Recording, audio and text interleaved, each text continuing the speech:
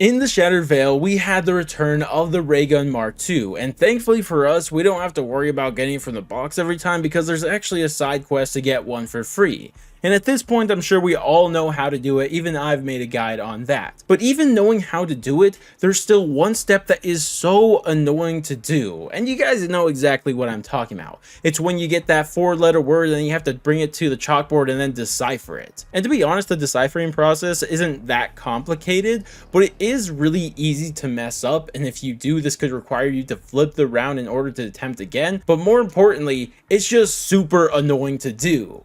But that all changes with this video, because in this video, I'm going to be giving you guys a solver for this that's going to make it 10 times easier and 100 more times more convenient. And if you guys do find it to be as useful as I think you guys are, then I would very much appreciate if you guys showed some support by dropping a like and subscribing. And with that said, let's get us some Raygun Mk2s. Now, first off, credit to the speedrunning community because they're the ones who actually realize how this step really works. And that's what I want to explain, how it really works. Now, one thing you may have already realized is that when you go to get your printer and get your word, there's only 4 possible words you could get, and those are going to be Yeti, Moth, Worm, and Crab. And that's already great information to have because it limits the possibilities. But something you may not have known is that there's only 4 possible chalkboards also. And in fact, here's all 4 of them on screen now. Now, this is actually great to know because now this means all we need to do is make a solver for all 4 of these boards, and then we could solve it every single game. But what's important before doing that is that we have to identify which board is which, and we have to know which board we're talking about.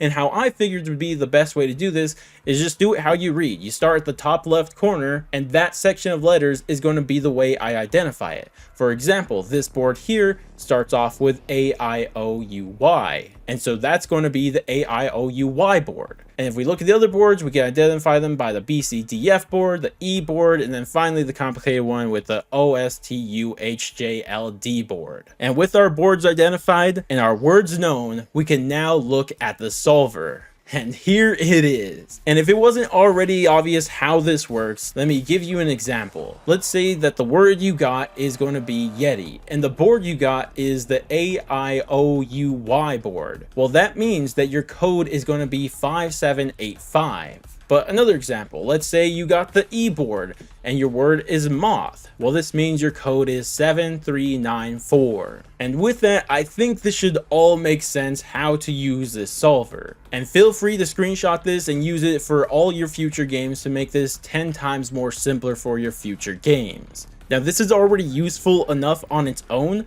but something that you should also keep in mind, now that we know that there are 4 set boards and 4 set words, is that you could actually do this step backwards. And instead of looking for your words first, then bringing it to the board, instead, you could look at your board at the start of the game and note down which board you have, and then later that game when you get your word, you could already remember which board you have and just use this solver to figure out what your code is. And doing it that method is going to even make this better. In fact, that's exactly what the speedrunners are currently doing. But regardless, that's going to wrap it up for this video. And like I said at the start of the video, I hope this was helpful to you guys. If it was, show any sort of support you guys can. But regardless, that's going to wrap it up for me. Thank you guys all so much for watching, and I'll catch you guys in the next one.